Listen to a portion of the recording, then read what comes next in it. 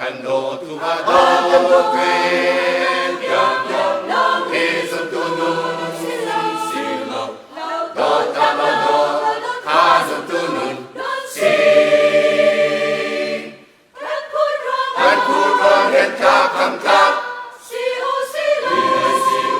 silau hivolay yang takam takkan umamo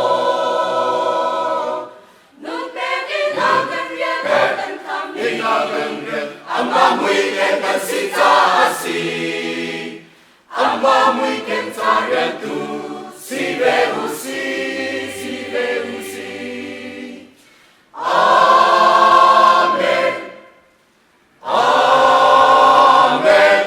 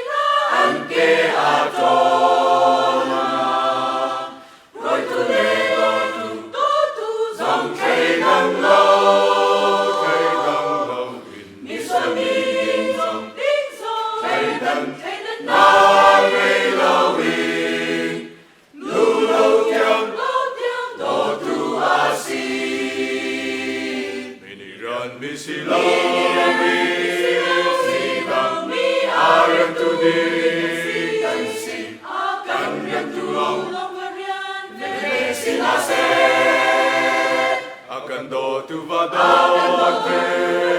jam long hezon tunun silau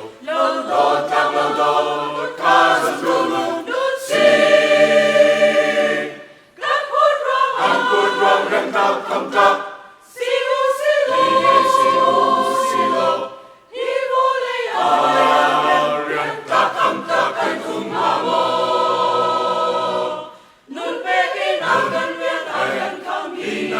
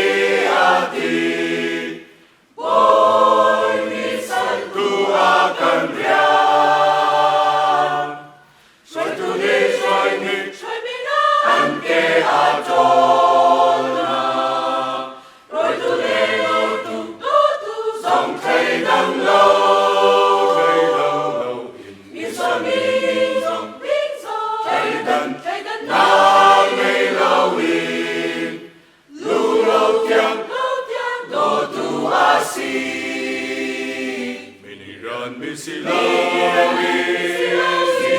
mi are tu si akan rian tulong si hase akan do tu vadate yang do izon tu silaw do kazon tu si kamput ruang rentak kamtak siu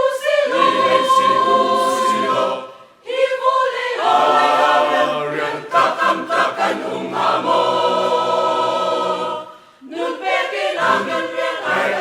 Inagan amawi esensi